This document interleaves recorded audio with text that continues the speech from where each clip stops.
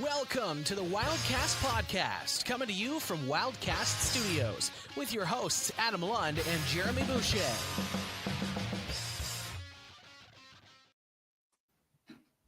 Well, welcome in again to Wildcast Studios for another episode of Rogers TV, the Wildcast Podcast Draft Preview Edition live. We are live on our YouTube.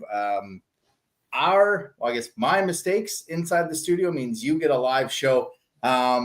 We're your unofficial voice for all things 2025 Joe Cordell Champion Moncton Wildcats, presented by Discount Flooring Services. Right now, they've got the largest variety of high-end current discontinued lines of hardwood, ceramic vinyl, and laminate flooring, luxury model tiles, and even blinds for immediate purchase. And for all you DIYers out there, they also offer state-of-the-art technology to give you a realistic visual of your project. As you see on your screen, they're located at 320 Collishaw Street in Moncton, or call them at 506-859-9909. As always, fan listeners, I'm your host, Adam Lund, and I was joined yesterday. I got to see his beautiful face in the studio, but today I'm joined via world, just in case he has to go. Your favorite co-host, Mr. YQM, Mr. Starbucks, Mr. Man of the People, Mr. Not Yet in Labor, Mr. Jeremy Boucher. How are you today, buddy? Well, no, I'm not yet in labor. No. There would be some scientific enhancements in life if I were to ever have to experience childbirth. But no, there was a little, I wouldn't say there was a false alarm this afternoon. Let's put it that way. So, okay. Yeah, we were at the hospital for a few hours just getting checked out. But yeah, false alarm, nothing to worry about.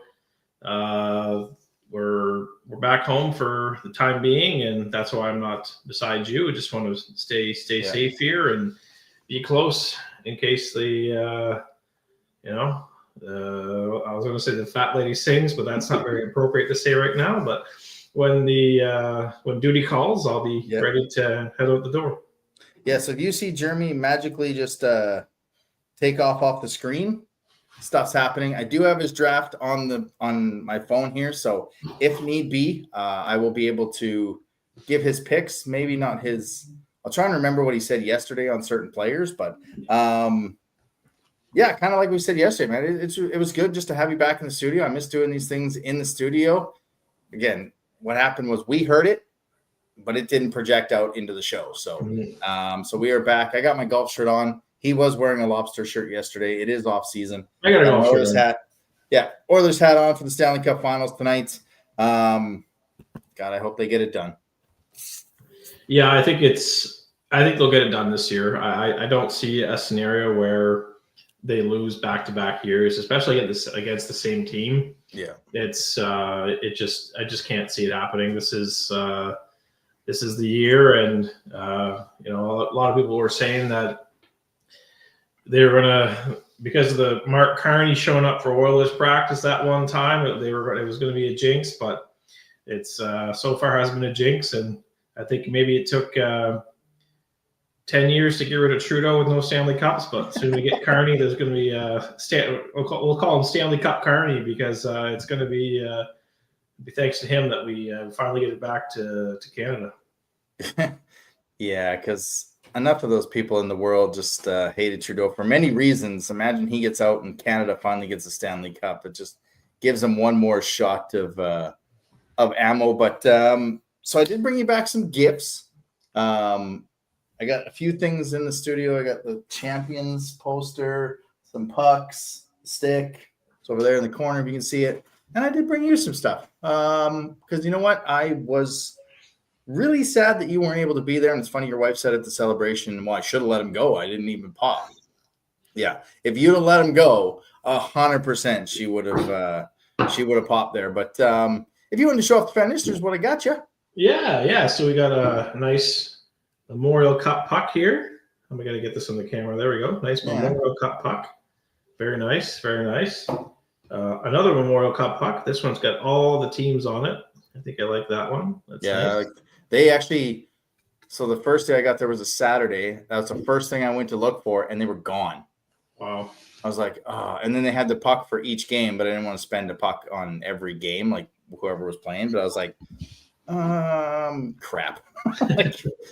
And then this nice coffee mug here that I'm enjoying. Some not coffee, but some water to keep me energized and not dehydrated. So I appreciate those gifts, Adam. No problem. They're already looking good on my office here, so they'll make their way up on the walls eventually. Well, you needed it. You know what? You needed it. I needed you. I wish you would have been there. So I thought I'd bring a piece back with you. Before we get into the news and notes, do you want to go with the same quick question, or do you want me to ask you a quick question on its own? Yeah, you know what? I'll go with the same quick question. Okay. And obviously we know what we're asking because this is take 2. But yeah, for those who don't know, the quick question this week will be: let's say there's only one meal that you can eat every day for the rest of your life. What would that be? Now, I answered this yesterday, but I might change it up a bit, but will I gain weight from eating? I mean, I'm already gaining, but like, will I just gain, or do I just stay the same no matter what the meal is every time? That's, I guess, up to you. I'm not sure. Shit. Yeah. Well, I know Dobson's answer would probably be chicken fingers, like chicken tenders. We send him memes generally as much as we can on chicken tender things. I'm gonna stick with the same answer. My mom's strudel. Now, nice. it's not a dessert strudel that you would normally think. It's a Scandinavian dinner. It's dough flattened way out. It's massive, like it's like this. Oh, where's the camera? This big by like this. You put it on a table. You get it as flat as you can, and then you roll it up into like little snake style. You can steam it. You can fry it. There's pork. There's chicken. There's carrots, potatoes, all in like a stew. And it's like every time I go home, I'm like, so when's strudel day? When's strudel day? And it's not something that can just be whipped up. It takes a full day to do it. But yeah, I would probably say my mom's strudel. So now I know what to ask for next time Rhonda comes to town. Yes. Yeah, that's exactly what, yeah. I don't think I can bring that home like I bring the Mr. Pops home. Which, by the way, how was that after waiting so long for it?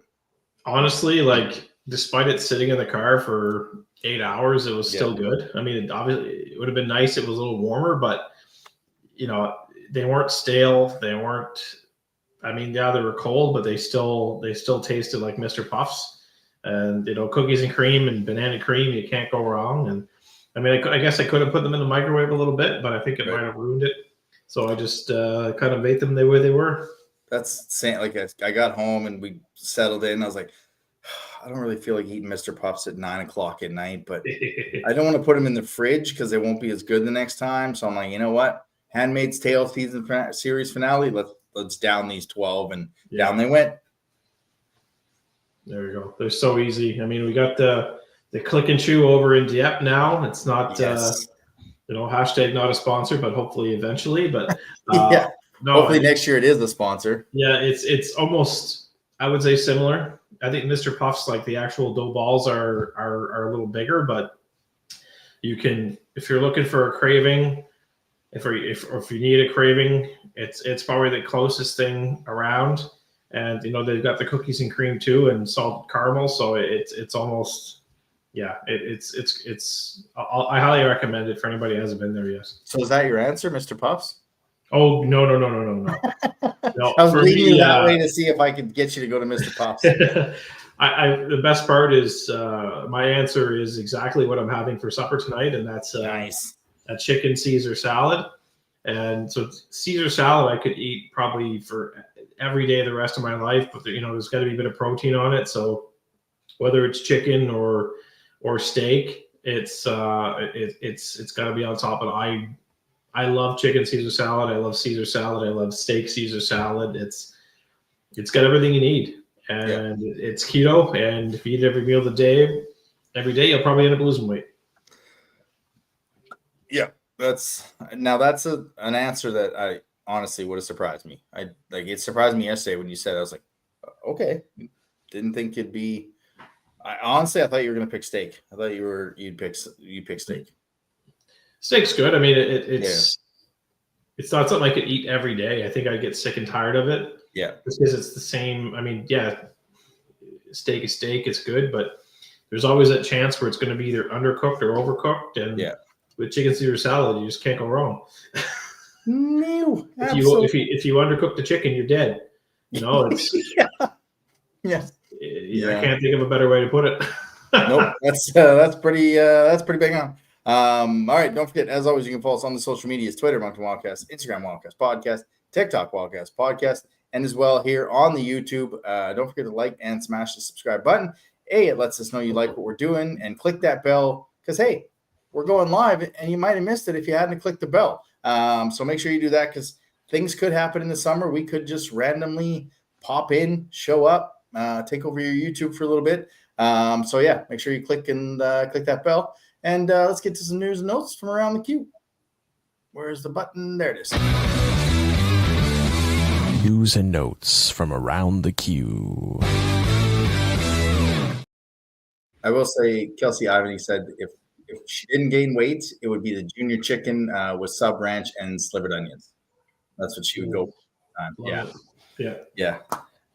Speaking of food, and this has been like a month past, you know the hot honey sandwiches from the Mary Brown Center? Yeah. Mary Brown's Chicken, not the Mary Brown Center. If you're looking for a good hot honey sandwich, go to Five Bridges in Riverview. It's absolutely fantastic. I know I told you that off air, and talking about food just made me realize that a month later. But yeah, make sure you go there. All right. So Under Armour is now the new CHL jersey sponsor in the queue. The WHL, the OHL, they will all be Under Armour. Bauer's the new equipment sponsor. Saw a sliver, like a sneak peek with Rimouski's jersey. A lot of people weren't fans of the back nameplate. Just my one request when you're doing it, no shoulder patches. Leave the shoulder patches empty so that we can have a Memorial Cup patch if a team gets there. Put them on when the two teams are in the finals. I mean, for a tournament that talks about the veterans and what that tournament means and the history and everything, the fact that they put it on the back basically as a tramp stamp was a joke. My one tweet got a little bit of traction there early on in the week. It was gross. Like, just I understand sponsors. Trust me, I get it. That's what makes this show go. That's what makes a lot of things go. But either put the sponsor logo in the actual Memorial Cup logo and stick it there, or put it on a shoulder patch if you have to. Like, I mean, there's a lot of people that are like, well, the old jerseys had the league and then they had the patch under here. I think Halifax one year had it like under here in the 50th because you couldn't see it. Putting on the back where there's a tramp stamp, no, that's not going to work for me, dog. I know you're a big jersey guy. Your thoughts on this? I didn't like the Motorola. It was the commercial that they on TV every 2 minutes, every commercial break was just annoying. It's almost like that Rogers one that's been playing during the Stanley Cup playoffs. On the line. Like, it's every commercial break was that concert. And there's that commercial. There's not much. Not many commercials out there that make me want to throw things at the TV, but it was very tempting every time that Motorola commercial came on. And first of all, like, Motorola razors weren't those like 20 years ago? Like, you know, that was the first cell phone I ever got was a Motorola Razr from the Telestore in Banff, Alberta. You know, like fun fact, my first cell phone number was a 403. What? My cell phone number is still 403. Huh. I would not guess that. 763-7731, something like that. Anyway, why was it a 403 number? Because I was in Banff. For what? I worked out west in the mountains. Oh. Yeah. Yeah, it was the Telestore on Wolf Street in Banff, Alberta. That was my first cell phone, Motorola Razr. And I mean, funny enough, 20 years later, they're coming back. Patch, I think the patch needs to be, I agree, has to be located a little in a better spot than on the lower back. Yeah. It doesn't make sense. It's not that noticeable. And whether it be a shoulder patch or across the chest, but no, lower back is not where it should be. Yeah, there are a few people, like when I was taking videos of warm-ups and stuff, talking to Steve McLean, who has the All 60 podcast, that were like, I didn't even know there was a patch until like they leaned over to do a face-off and you could see it. Like it just takes away from every single photo that was taken. Like the CHL is trying to promote this event and you see these players, and if you don't know it's the Memorial Cup, it just looks like a random game with a big ass ugly patch. I know there won't be the black jerseys next year. I believe those are a one and done, but they will have the 30th anniversary jerseys for Moncton. I don't know what else they'll have, but we'll have to see. A few NCAA defections. Justin Carbonell was one of the bigger ones rumored. I don't know if he'll go now, given some of the trades to Blainville. But hey, we got one. We got one coming here. Free agent Ryan Chudzinski will be joining the Moncton Wildcats this year, signed earlier this week. Here's just a video highlight on one of his plays that I know you were very excited, and you sent me this as soon as he was signed. That's him with the puck. Goodbye. See ya. Daddy. That's a G. Chud the stud. Chud the stud. Hashtag Chud the stud. Yeah, obviously you're more familiar with them. I can't say what you messaged me, but just tell the fans how excited you are and what kind of he can bring to us. Yeah, so it's a big forward, a big right shot forward. I think he was one of the best players in the New England prep league this year. Mm-hmm. Committed to, is it Boston University, I think it is. Yeah, BU, one of them. Yeah. Just a big forward that's a late birthday. He's going to step in. So he's eligible for the 2026 NHL draft. So he's going to be able to step in Moncton next year and, play his NHL draft year in Moncton. I mean, if you look at, I think he'd be a pretty good fit, beside Dinwiddie, and, those two feeding the puck to each other all season kind of gets me a little excited. He's got tremendous hands. He can stick handle. He's got hockey sense. He's got the IQ. This is just McDougall magic, if you ask me. Like he's a late bloomer too. Like I don't think he was picked by a Q team in the Q draft or the American draft for that matter. So it's just a very good signing, and I couldn't be more excited, and well played by the Wildcats to announce it when they did, right? Like you're one day into your off season and you're starting to, advertise your season tickets, and, you go out and make a signing like this. Like I think they played it extremely well. Leads me to believe that he's been signed for a while. They just couldn't make the announcement, but no, he's 200-foot guy, two-way forward.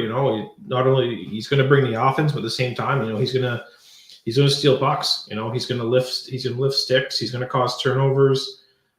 He's going to win battles along the board. It's a great signing. And he's the coach's kid too. Yeah. His dad, not hockey, but he's a coach's kid. Yeah, his dad's got a long resume in the NFL.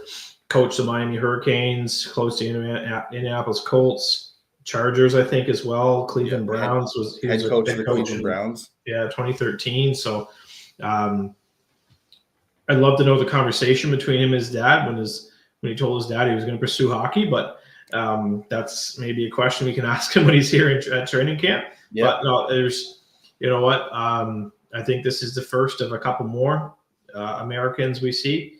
And, I wouldn't be surprised if maybe there's one added on the back end here between now and August. Yeah. And, Jeremy's got almost a fail-safe investigative style. So I won't reveal what it is or how he does it.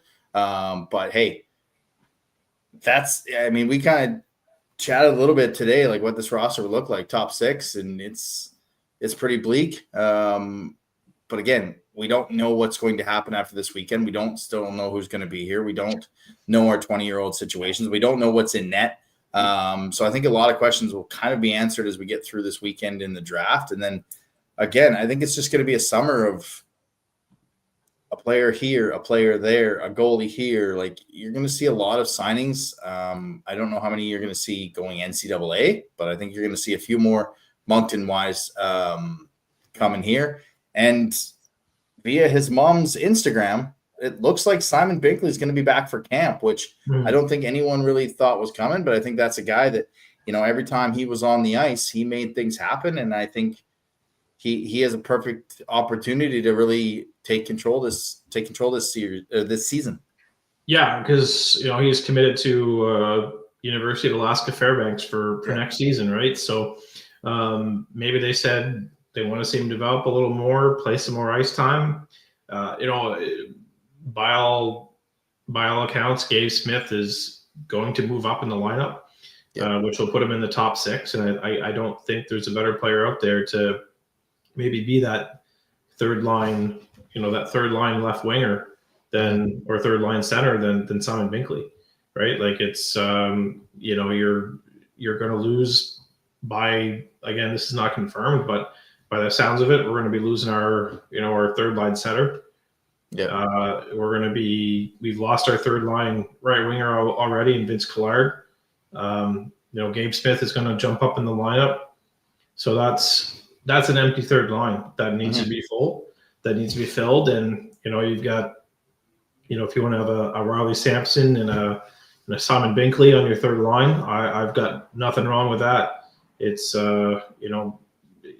both guys can cause some headaches and really get under the skin of defenders on their forecheck. So it's going to be interesting to see who can maybe step into that right side role. I know there's a player that they got in their system from last year's draft, Charles Olivier Giguère, who had a fantastic season at CEGIP, playing under a really good coach. As a 16-year-old, I think he was first or second on his team in scoring. So I think, a big guy like that alongside a big guy like Riley Sampson and a guy with good speed and skill like Simon Binkley, that could be an effective, really effective third line. Yeah, and we're not going to get into too much of the lineup, obviously, because we don't really know what's going on. So that's more of a next week season finale show. But if you're looking at it right now, goaltending is empty.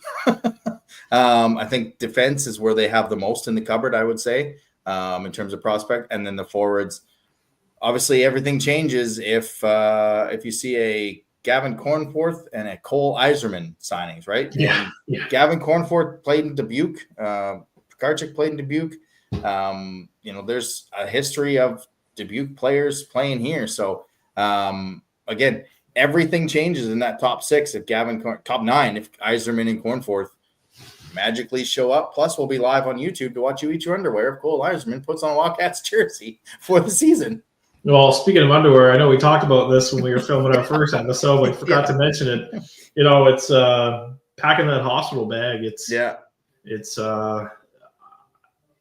I'm running low on underwear. At Christmas time, I had like 8 pairs of underwear, and now it's like every time I turn around, I'm doing a load of laundry because I can't find any clean boxers, and it's I don't know where they all went, but yeah, if I have to eat a pair of my boxers, I'm going to be down to 2. Yeah. I was saying, like, I went to Rimouski and then came back, and I'm like, I got no underwear because we couldn't wash them up in the hotel. I'm like, oh my God, I got to do some laundry here. I got all my uncomfortable ones. That's no good. I got to figure this out. But again, I think you mentioned it. He's either, if the Islanders sign him, he's either playing pro or he's playing here. Yeah. I mean, you could make the argument he's eligible for AHL. If he being an American and signing an ELC, but I'm not someone to know what the depth looks like in the Islanders organization. Yeah, New York Islanders, of course. I think development wise, he hasn't. You get him off a university schedule and get him onto a 60-game schedule with probably. I don't know if there's more travel involved or not, but a good coach. It's a good environment. Just a kind of a pro-like schedule will help with his development. So that's possible. A team that drafts Gavin Cornforth coming up later this month could say, we think you might be better. We'd like to see you develop better in Moncton. So that could be something to look for. And look, there's a lot that could happen. If those two guys don't show up, there's a few, the free agent card that could make up for it. Might not have the same impact, but if you can get some offensive guys, you might be looking. We might look a little better than some people think. Yep, 100%. All right, we had the first trade period opened yesterday. The second one opens tomorrow. Few deals went down. Obviously, Vince Collard was sent to Blainville, which I think was, remember the draft when there was just that random Blainville trade? Yeah. That kind of completes that one, I think. I believe so. Yeah. Now that you mention it, yeah. We completed the Pekarchek trade, which was a second and a fourth and a third in 2026. So the fact that Taylor walked out of this first trade period only giving up a third next year, a second and a fourth this year for Pekarchek, what he could do on the ice, and then you compare that to what Rimouski just paid for basically everyone and brought up no banners. Google Magic. That's all you can say. Rimouski's moving guys out. We've heard some other rumors. It's just, first trade period, it was more draft picks than it was players. I think we see more players maybe into Thursday and definitely into that first round on Friday when all the GMs kind of get together.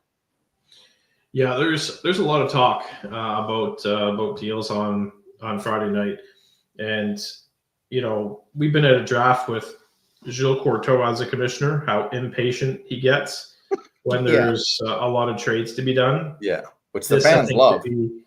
This could be the first Mario Cecchini draft where there was a lot of trades. So let's see. I'm interested to see how his patience level is when things start to drag on here. But I think majority of the movement will be in the top 10. You don't see very many moves in the back end of the draft, but you never know.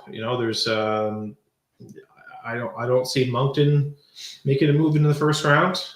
It's the price will probably be a little too much, but we saw that they are positioned just outside, though. They are positioned just outside. Second pick of the second round. So yeah, we'll talk about that in a little bit. But yeah, there's been some years where there's been 20 picks in the first round. So look at it that way. It's almost like Moncton's got a first round pick. But you look at a little deal that was made where I think Halifax sent. They had Blainville's 2025 second round pick, and they sent it to Moncton. Moncton sent them I think it was a 2026 second round pick, and then Moncton used that 2025 second that belongs to Blainville, traded to St. John, got St. John's second round pick, which completed the Connor Trennan trade, which allowed them to move up one spot ahead of Halifax. Yeah. So it makes me wonder if there's, a player that Moncton likes that they know Halifax likes, so they moved up just to be able to get him. And if that's the case, it puts the pressure on Halifax, to make a move to get 19th from Victoriaville or to move into the first round on Friday night and get 18th from St. John, for example. Right? It's if that's what's happening, it's putting pressure on Cam Russell to spend the assets to go out and get the player they want. So it's again, if that's what happened, it's a good strategic move by Taylor. Yeah, and we said it yesterday, and I was going to clip it, but obviously the audio wasn't there. Trevor Georgie, friend of the show, we will have you on your own full show if you want it, as long as you do not trade the 18th pick to Halifax for them to get up. Jalen Gillash has the name of the player to Moncton that she would like at 20. I won't say it in case there's other GMs listening. I think you know who it is. Let me guess, is it a Harrison Trimble Trojan? It could be. It could be. So yeah, Trevor Georgie, no trades to Halifax to let them get ahead of the Wildcats. So we had a coach announcement. Again, there's lots of movement from Blainville. They got Collard. They got Maya Leving, rumored to get Sonnen, rumored to get Spencer Gill. They still don't have a coach. Victoriaville hired their coach, Simon Olivier, from Edmundston. So, I mean, that's just you're bringing. I like to see this a younger guy in terms of Q experience. Like they didn't just go get one that was let go. I think he'll do good things with a fairly good roster in Victoriaville after a terrible second half. Like it's interesting to see what he's going to do. Yeah, he was actually head coach of the Edmundston Blizzard, the Maritime Hockey League. So yeah, I love it when they don't bring in, recycled garbage. When they actually give a fresh face an opportunity. I love these moves. So he was coach of Edmundston, and he's actually the father of former Moncton Wildcat Matthew Olivier, who is in the NHL right now with Columbus. So I remember stories about Matthew coming to training camp and talking about his dad being like a fitness instructor. So yeah, this is the guy. So this guy's clearly jacked and probably going to whip these Victoriaville players into shape. Well, there's a pedigree for putting your players in shape and getting them ready to go, right? It's and that's an organization that needs a revamp and a recoach. Again, I'm interested to see who the Armada bring in. It's got to be somewhat of a bigger name, especially when you're bringing in that type of talent. And just before we get to our draft preview, one more thing. We have a schedule, Mr. Boucher. We know the dates. That Newfoundland schedule is weird. Yeah, was it like an 8-game homestand to kick off the season? Yep, I'm just getting it up here. But there's also some Quebec teams that have a long road trip to start the season because they're doing safety enhancements at their rinks. Yeah, they're putting in new boards. Yeah. Hopefully, Chicoutimi shrinks their ice too, so they don't have a cheat code. But yeah, Newfoundland starts 2 against Moncton, 2 against Charlottetown, 2 against Baie-Comeau, 2 against Blainville. Then they go on the road for 4, and they're like back home for 6. Like it's just such an odd schedule. Moncton gets shafted. We open the season in Newfoundland on the 18th and 19th of September. Then we got 2 in Cape Breton, which we're discussing with our better halves to bring the children so that we can go to the games again. And then the home opener is August 4th against St. John. That is banner night. I think that is ridiculous. I think we should be opening at home as the champion. I believe it's been like that every year. I know Drummondville opened at home. I know Quebec opened at home. I understand that, you're sending the champs to Newfoundland for the first game, sell tickets and all that stuff, but I hate it. I think we should be opening at home on the first night. Somebody mentioned, well, they had the schedule planned way in advance. Cool, but they did it for every other Quebec team. So a little annoyed. Again, it's not going to be the biggest. I'm going to get over it. I don't like it. That's all. I just don't like it, Jeremy. We don't have a Remembrance Day game as we're on the road. We don't have a St. Patrick's Day game because we're on the road. The Hockey Day in Canada is against Chicoutimi on the 17th. Wow, that's going to be a good game. Yeah, I actually forgot about that until I was tweeting. I was like, oh, yeah, we're doing Hockey Day in Canada. So that is the 17th against Chicoutimi. And then New Year's Eve against Newfoundland and a random Tuesday night game. Tuesday, December 30th. Kids are off school. Kind of makes sense. But we should get to our guest who's backstage because A, he's currently backstage, and B, we need to make sure we get this part of the show done in case you got to hop up and get going in the middle of this bad boy. So let's get in and let's hit the button and bring in our wonderful guest who's sitting backstage. View from the other bench. All right, View from the Other Bench is brought to you by Waterworks Pools and Spa, providing Atlantic Canadians with custom in-ground pools, spas, service, and supplies since 1986. If you're looking for a new spa service or maintenance by their trained technicians or getting your pool water from green to clear, go see them at 194 Killam Drive in Moncton or call them at 506-859-1980. How's it going, Austin? How's it going, guys? Not too bad. All right, I got to get him an echo again, but we'll deal with it like we did yesterday. I guess I'll just ask you the same question I did yesterday. With this draft coming up, is this the most wide open you've seen the top 10 in terms of what players can go where? In terms of wide openness, I don't think it's that wide open, really. I think there's a firm, not like top 10 players, but like once you get past like 7 or 8, I haven't seen a lot of lists without the same 7 to 8 guys. Like, obviously, I'm not sure where they'll go come draft day, but in terms of like where I have them and where other outlets have them, I don't think it's that wide open, but anything can happen.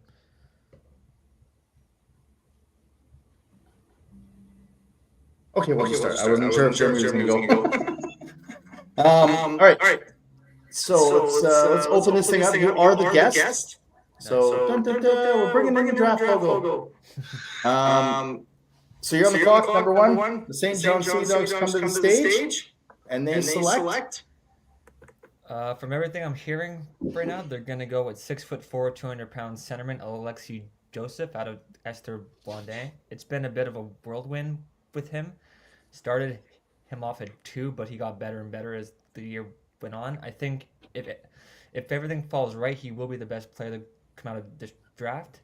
And I currently have him at 1, so I think it's a great pick here for St. John. You get him in front of like a guy like Yared, and you have a really solid, top 2 center punch. Yeah, I don't think nor a 6'3", 200, close to 200 pound forward. Yeah. It's I think this is an obvious pick. It's they don't pick Alexi Joseph. It's going to be one of those. Ooh, well, what's from the crowd? And, you love to see that happen, but I don't think it's going to happen. All right, Mr. Wishay, you're on the clock, and this is Victoriaville's pick. I don't know if you want to go with Transaction, Mr. Commissioner. You want to go with that? You want to put Halifax into some more? Is there room to move up? Yeah, so we are talking about Halifax moving up from third to second to get this pick. It's clearly for a reason. There is an extremely talented defenseman on the board at the top of the draft. So we'll see Halifax in second overall. Is it from Rimouski? It'll be from Rimouski. Hey, no more echo. No, I'm going to fixed it. Again. I love it. There we go. But no, I think what we'll see is we'll see Halifax move up from third to second, make a deal with Rimouski, and they'll use this pick to select from Stansted College, Malik L'Italien. Oh, that's a bit different from I'm doing a pivot here. Look, this is take 2, so I can dig changes. Yes, I don't. So he's got no echo either because he's muted.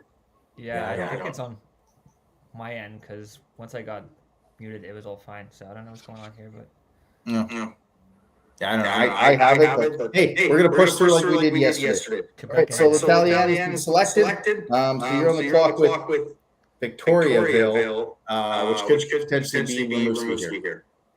Yeah, from what I heard, Newfoundland is trading up to 3, but I'll take this pick as Victoriaville. I picked that. I in my top 5, I said Newfoundland was moving up to 3. It's what I heard. Rumor has it. I'm hoping because I'm going to claim that. Okay, but if I'm Victoriaville, it's tough because I would have taken L'Italien. So I think they go for the best Quebec prospect who would report to Victoriaville. I'm going to go with Antoine Provencher from Charles-Dumais. Obviously, if Newfoundland takes this pick, I don't think they go that route, but Provencher is a perfectly serviceable centerman. Was top 5 in rookie scoring at M18. Really solid on both ends of the ice. Got some skill to him. Not the most overly creative guy, but I think he's a super safe pick here, and he'll definitely play and be like an impactful centerman for sure. Does that surprise you, Jeremy? No, not at all. There's talks of maybe Provencher going second to Halifax, but apparently that's not the case. L'Italien is the guy the Mooseheads want, so if he's available at 3 here to Rimouski, I think it's a very good forward. Obviously, he's got that flair for the dramatic on the offensive side, so he can do a little bit of everything.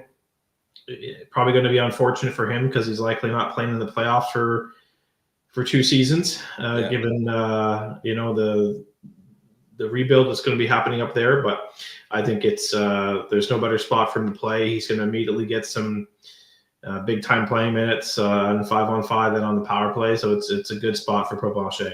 All right, now you have time to Quebec's on the clock, hometown team. They have a chance to ruin Newfoundland's first draft. So Quebec is on the clock. Who will they select?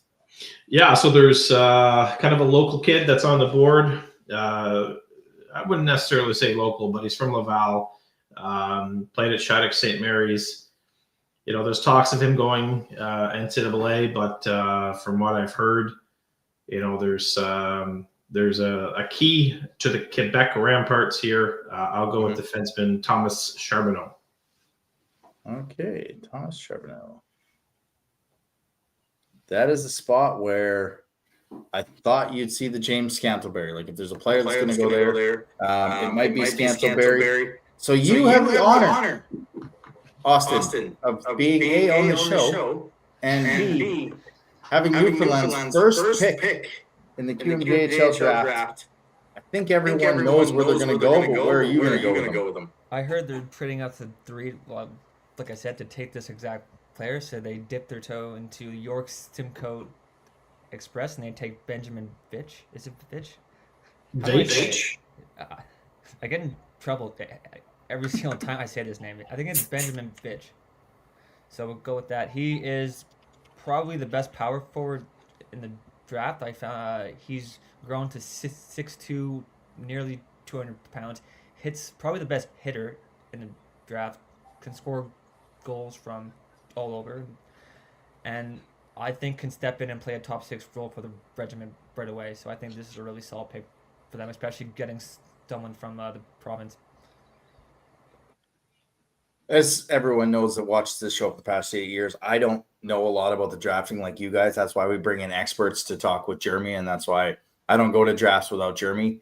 But I swear to God, I will be so excited if they move up to 3 to take Benjamin Vitch, because that is exactly what I selected that they would do. So you're on the clock now, Mr. Boucher. You get the second pick in Newfoundland's history to add to a very talented roster coming from Bathurst and Benjamin Vitch. Yeah, well, can you smell what the Rock is cooking? Because they're about to cook back-to-back Newfoundlanders here. So probably arguably and I think, Austin, you can agree with me this one, maybe one of the best skaters in the draft. Quinn Norman in the back end.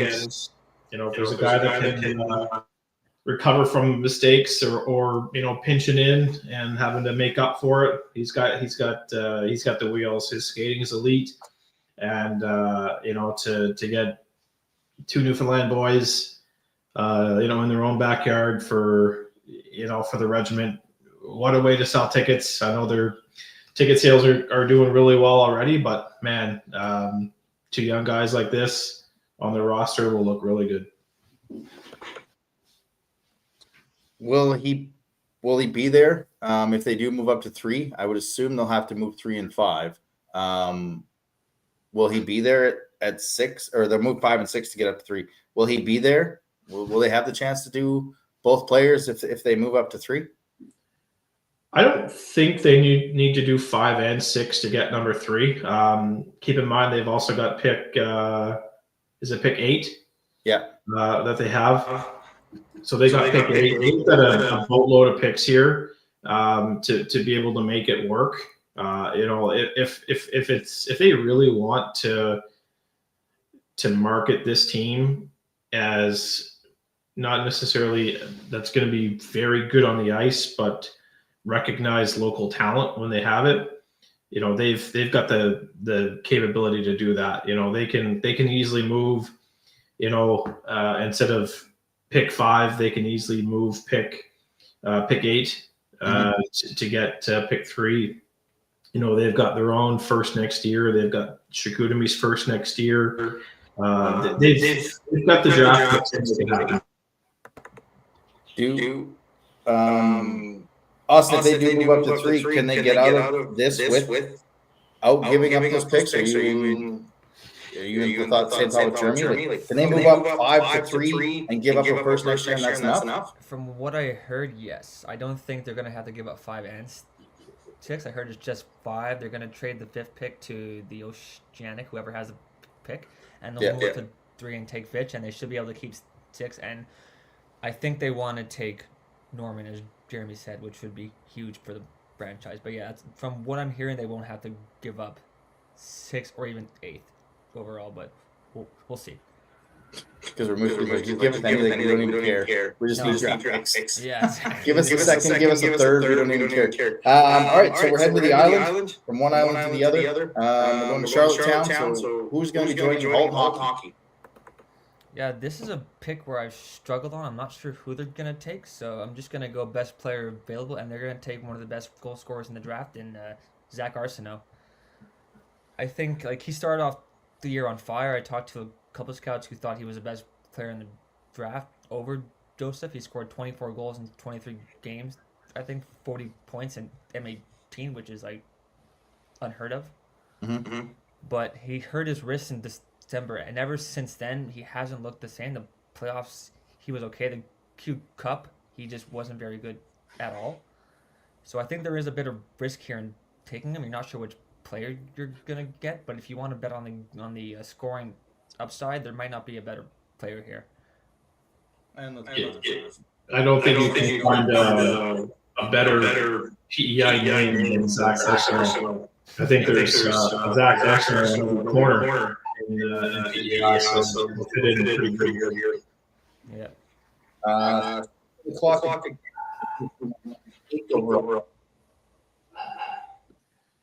Back to the regiment, which will likely be Rimouski, if I'm not mistaken. Probably, yeah. So I think I'll go with a power forward here from Saint Hyacinthe, I believe, and Louis Etienne Haley. Saint Eustache, actually, but yeah, Saint Eustache. I always mix those two up. It's the same. Big power forward with some skill. Again, probably best case scenario. He's going to play in every situation with Provencher, and it shouldn't take long for those two to build some chemistry together. We got the number 9 pick. Rumors are that this will be Thomas Lavoie going to Chicoutimi. Going to Chicoutimi. Keep Brett on this pick, but we don't know that for sure. So we'll stick with Chicoutimi. So they're on the clock. Who do you have Chicoutimi taking? Well, I had them taking Holly, so thanks for that, Jeremy. I'm gonna have to regroup again. He's killing me every year. He kills me. The best player I would have. I say if you're Chicoutimi and you're going all in, you would take my best player available. You go back to Saint Eustache and take Loic Gariepi.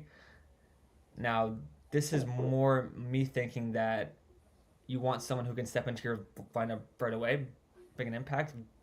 He's probably had the best progressional season I've seen. He started off hurt, came back in December, and towards the end of the year, I think I told you guys last time, he's played on a line with Haru and Holly in the playoffs, and the 2 games I saw, he was the best player. So I think there's a lot of upside here, and definitely home run potential with Gariepi. So, Jeremy, you get to round out the top 10. St. John's already added Alexi Joseph. So in their 10th overall selection, they will select. Yeah, so there's a couple names out there that I really like. They could go with Derek Lemaire. They could go with Maxwell Branton. But you know what? I think they got a lot. They've got some. They're gonna have some firepower. This team is gonna have some firepower in a few years. I know. I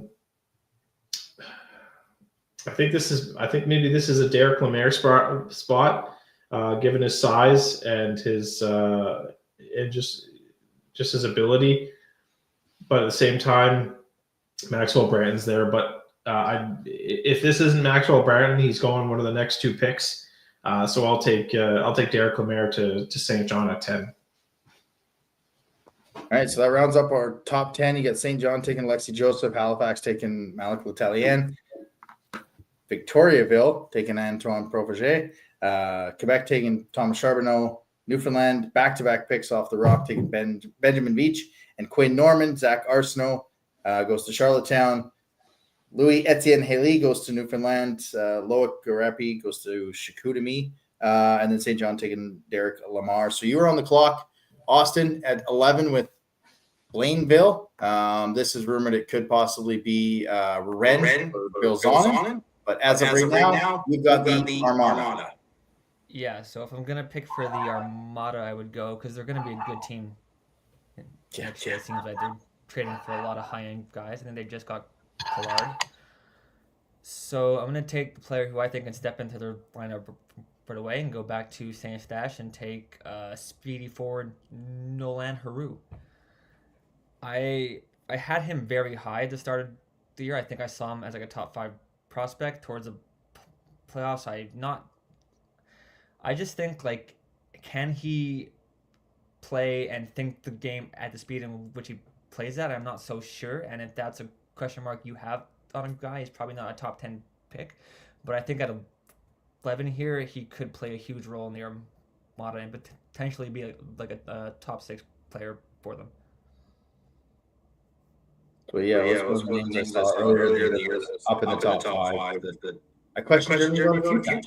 All right, so number 12, we got back-to-back picks for Gatineau. So Jeremy, you were at 12 with them. Let's see if you snipe Austin one more time. You probably will. Yeah, so this one's going to go full circle. His dad is a former Hull Olympic, and he is about to be a Gatineau Olympic. We're going to go with Fenwick McLean. Oh.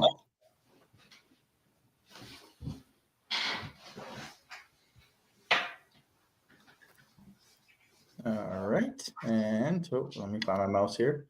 You're on the clock at 13 with the same Gatineau Olympique there, Austin. Now, did he snipe you on Fenwick McLean? No, he actually didn't. Thank you, Jeremy. Thank you. I think this is a player who I've heard has been linked to them in the last couple of days. It's a team that desperately needs skill, I think we saw this year. More on puck skill anyway. And I think they take one of the most creative players in the draft from St. Hyacinthe, Emmerich Nolette Robidoux. I think he was one of the best players in the Cube Cup. He really, it's not something that I had seen from him throughout the year, but in terms of like overall potential, he definitely has the ability and the skill to be a top 6 forward eventually. He might need some time, which I think might let him slip in the draft, but if you're betting on upside, which Gatineau might have to do here, I think they go with him. All right, Mr. Boucher, you get to channel your inner Richie Tebow. I believe they'll still have this pick because I think they're only giving up 9 to get to Thomas Lavoie. So Chicoutimi is on the clock at 14. Where are you going there? Well, I might have to call a timeout for this one. Let me check on let me check on the board here and see what's open.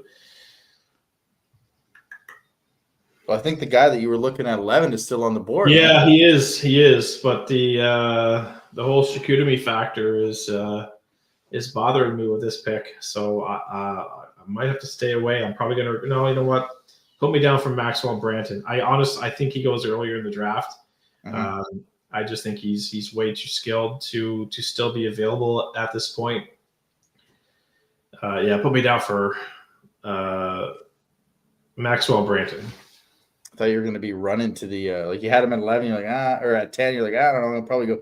Then he was still there. I was like I thought you'd be running to the stage as it will. All right, Austin, you were on the clock with Shawinigan. Shawinigan. This is a tough one actually. I'm not too sure who they would take here.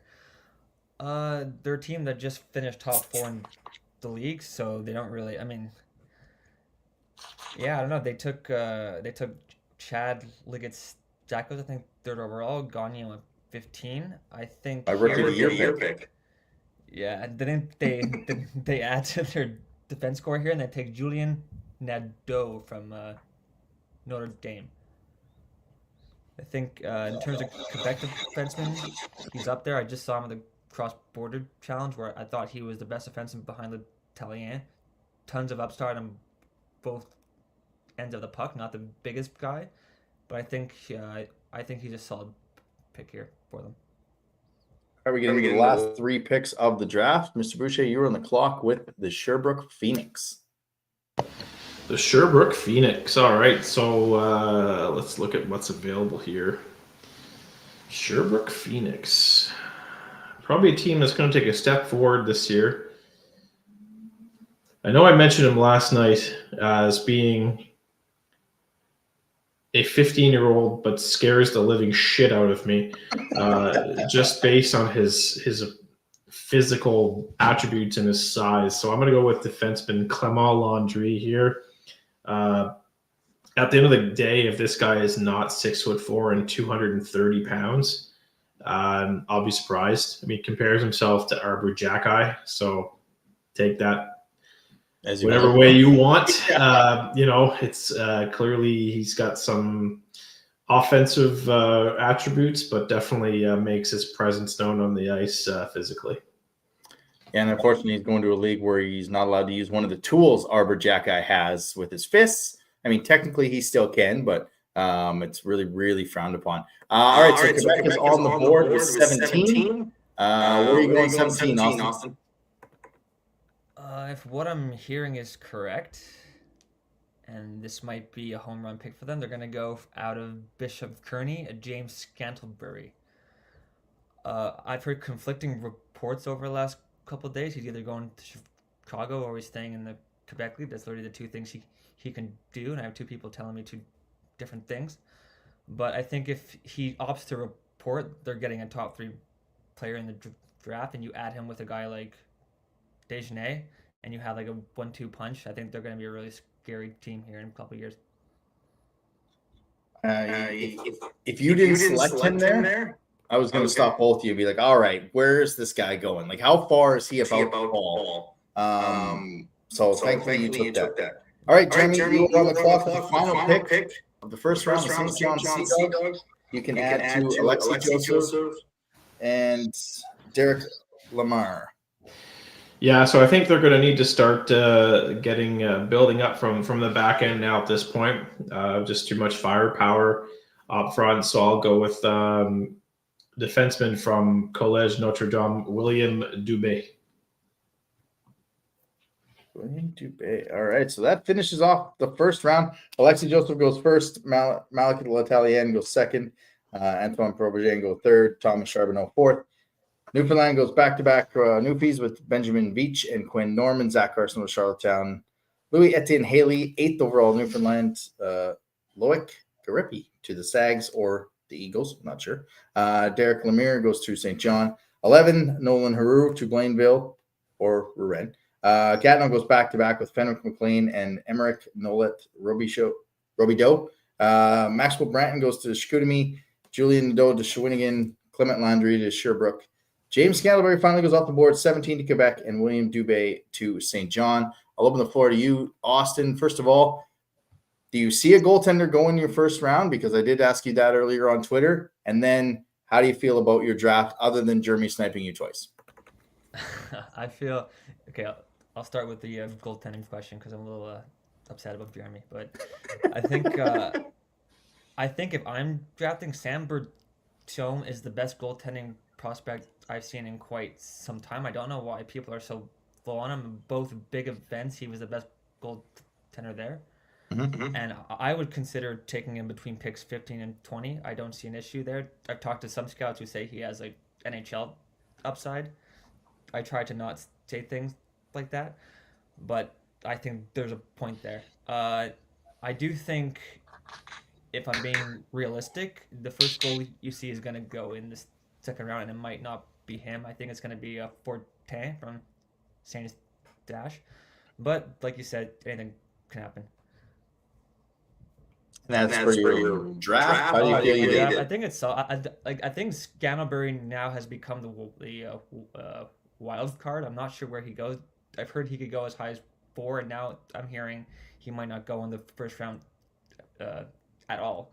So I think it's really interesting to see where he goes. I know there's only a few teams he said he would report to, which is why he tendered to Chicago. So he's controlling his own fate there. But yeah, I really don't know where he's going to go. But I do feel like if it's any team, it'll be one of the bigger teams like a Quebec or a Halifax or a St. John or something. All right. As much as this is echoing, and you got to finish the show because we may or may not have a baby here. If people want to find out and follow you during the draft weekend, because your insights are pretty fantastic, where can they find you? Yeah, you can find me at ARob Scouting on Twitter. I'll be live tweeting the event. I also have my rankings that came out yesterday, top 131 players, and I'm going to have some reports coming out in the next couple of days as well. Perfect, man. We really appreciate it, and please do us a favor and don't forget us when you become a big-time scout. Never, boys. Don't worry about it. All right. You have a good night, Austin. Thanks again for doing this. See you guys. Thank you. All right, Mr. Boucher, how do you feel that your draft went? Yeah, not bad actually. I really like the Fenwick McLean full circle thing with his dad there. Obviously a couple names that like James Scantlebury, if he's still on the board at 17 to Quebec, to be able to get him and Thomas Charbonneau would be, home run picks. A lot of indication is that he's if he's on the board at 17, are you wanting the Wildcats to move up and in the first round to go get him? Because we have this facility, we have everything, we have a chance to add him. Is that something you would be okay with in the plan? If he's there at 17 and we only got to move 3 spots. If you're interviewing him and he says he has no interest in coming to the Q, I'm not even considering that whatsoever. Okay. You're the Wildcats, you're Rick, you're Taylor, you're Alex, they're sitting down, they're interviewing with all these kids. And, if they flat out tell you that they have no interest in A, the Q, or B, Moncton, take them off your list. Yeah. 100%. It's you want players that want to be part of this organization in this league and, play the Wildcat way. And, there's no sense burning, an early draft pick. It's just too much of a risk, high risk, high reward, but when your cupboards are bare, you can't make those, you can't take those risks. And, St. John is loaded with draft picks. So you saw them do it last year with Cameron Chartrand and it worked out for them. But, when you're Moncton and you don't have very many picks, you can't make a move like that. I just think fan perspective, you'll see a potential top 5 pick. They keep falling, they get to 16. I mean, they're only 4 spots away, right? People are going to want that ability to take a top 5. But if he doesn't want to be in the league and he doesn't want to be here, this regime shows that we need quality over quantity. In terms of Moncton's draft, I mean, actually, I was going to say, Day Rousseau was not taken from yesterday. Evan Searchy was not taken from yesterday. In terms of Moncton's draft here coming up, I mean, they don't have a pick. We've got 2 in the second round. What do you think on this draft for Moncton as a whole? You said it, quality over quantity. At the end of the day, they're not going to have a pick in every round. 12 round draft, I think they might end up with 7 picks, with a lot of those picks being in the later part of the draft. So, they've done a great job in the past of really finding some hidden gems. And I really think they got to do that again. And that's why you send your scouts to all these games, whether it's like, a kid playing, that was on a deep team that played third line, but he's still on the board in the 8th round. Well, if you see potential in him, that's maybe a target for you, right? That way you don't have to play him next year in the Q at 16. You can go back to U18 in Quebec or wherever it is and, play a bigger role on the team. And it just helps with their development, play more hockey. It could be someone that's a high scorer in their development league, got the under 17s. And, it could be next year plays U18 AAA and absolutely rips it up. And, you really got to play your cards right here. But I think they've got a plan with this St. John pick, 20th overall. And I think they'll make a pretty solid pick here on Saturday morning. Yep, 100%. Do you see them moving into round one, or do you see them just kind of? Is there a player that could be falling that they would fall in love with? I guess. I mean, obviously, having Richie on many times, it was stick to your board, and Taylor and Alex kind of said the same thing. But do you see them moving into round one? I don't see it. I think they've got an idea of how this first round's going to go, and I think they have that 20th pick for a reason. I think they're confident that there's a player that they like will still be available at that time, and they're going to slither their way in and grab them. There's no other way really I can put it. I really think I know it's to complete the Connor Trenum trade, but at the same time, you're like, yeah, it's considering how deep the draft is, it's almost like getting a first round pick when you're picking 20. Yep, I would. I would agree with it. But if you're good with it, I'm good with it because you know more about this stuff than I do. So let's wrap this up with a little chat on the week that was. Weekly Rewind. Weekly Rewind presented by Alphas Appliance Solutions. Let's have a deal because it was June 4th, and that is today. I can keep going. All right, built-in savings event. Save $600 when you purchase any 3, $800 when you purchase any 4, or $1,200 when you purchase 5 or more. Qualifying KitchenAid built-in major appliances. That goes until today, so you got about an hour or so to get down there if you want to spend some money. And if you're looking for those or any other deals, go to appliancesolutions.ca. All right, we're going to look back at the Memorial Cup. Again, not go through every game because it was a while ago and we don't really want to do that. But just on a whole, it was, I called it the Memorial Cup, but it was really the Easton Cowan Invitational, apparently. Moncton didn't look out of place in any hockey game. And I think that was the biggest positive that I took out of this is they were in every game. They were one shot away against London in the opener. They played well against Medicine Hat. They ended Rimouski's season. And then they hit a couple posts in the semifinal. And I said it with Marty in the intermission. I mean, if you'd have asked every player, you're going to be tied 2-2 in the semifinal with 20 minutes for a chance to go to the Memorial Cup final, would you take it? I think every player and every fan absolutely would take that at the start of the year. And that's where they were. They just ran out of steam. Yeah, you're right. Clearly they were battling some injuries. And, that first game against London, it's OT. You got Dylan Gill gets a shot off, gets his own rebound. Gill Dinwiddie on a breakaway. And then it's just you lose by a goal. Same thing, Medicine Hat. You lose by, I think they lost by 1 or 2. An empty netter, but yeah. Empty netter, so yeah, let's call it 1 goal. Yeah. Yeah, you're right. They were right in it. There's, it's game of inches. We saw Loke Hansen, pull a couple pucks off the goal line, but, that semifinal game against London, Woolley pulled the puck right off the goal line. Right. So it really is a game of inches. If Johansson doesn't pull those pucks, it's, those games are maybe different. They go a different way. And same thing. If Woolley doesn't pull the puck off the goal line in the semifinal, maybe it goes our way. So it's all about bounces, and London was clearly the healthier team coming into the game. Medicine Hat was battling injuries with Basha and Lindstrom. And so it's pretty evident London was just the better all-around team throughout all 10 days. And, that's how they came out on top.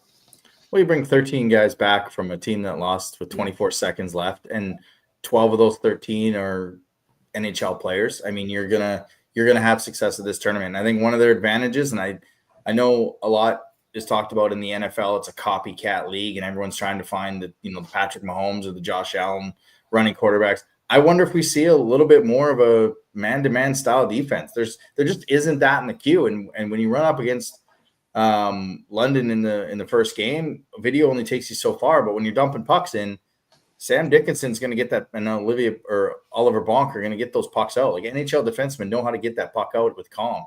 And I'm not saying they should have changed their way, but I mean, you don't know how to play against that until you get into that type of game. And I think they adjusted a little bit better in the second game. And like I said, Sam Dickinson beat Moran to the outside. Not many guys beat Moran to the outside this year. That just shows how good Sam Dickinson is. Yeah. I know I joked a lot during the tournament. I want one of two things to bust, either the Motorola Razor or Easton Cowan. One of the two. And if I get both, great. But yeah, just a fantastic tournament, and they just kind of ran out of steam. I think we mentioned it on the final live. My 3 stars: Rousseau, Gill, and Smith. I don't know if you have a different 3 stars of Moncton's tournament. No, that's pretty much it. It's you can make the argument for Moret. I mean, he was lights out. Mm-hmm. But other than that, there wasn't very many guys that came in and stole the show. It was just tough. I mean, you want that out of Mathis Russo. You want your goalie to be your best player, and Dylan Gill was, a player a guy we paid a lot for. So you want him to be one of your best players, and we got that. And Gabe Smith just had a monster tournament. Got awarded with an entry level contract from the Utah Mammoth. We're going to call it by the real name now, and he's proven that his game has elevated ever since he's got here. I was probably his biggest critic a couple of years ago because I just didn't think his speed was up to par with the league. But if there's anything in hockey you can work on, speed. Yeah, it's fixed. You just got to work with the right people, and he's proven it. And I think he's going to have an absolutely massive year next year. Super happy for him. But at the end of the day, there's nothing really to be upset about. There's you got the 2 cups, you got the League Champions Cup, you got the Gilles Courteau Trophy, and just came up short for the other. So at the end of the day, they're champions, right? Nobody can take that away from them. They're champions. They had their fun with the trophy, and it's back to business. So we looked at the start of the season. Taylor was graded on bringing 3 banners. He brought 2. We didn't get outplayed. We didn't get smoked in the tournament. I'm grading this season a success based on what he brought. We had, London brought back 12 guys that played in that tournament. That never happens. Yeah. Moncton brought 3 coaches and no players that ever played in that tournament. Again, you'd like to go out and get experience for the tournament. But once Drummondville kind of said, we're not selling, that was pretty much out the window. So he made great moves in the summer. They played really well together. I know that on the boards, there were some people said, if we had this 4th liner, we had this defenseman, A, stop it. B, yeah, perfect. If we had every single top player, we probably would have won.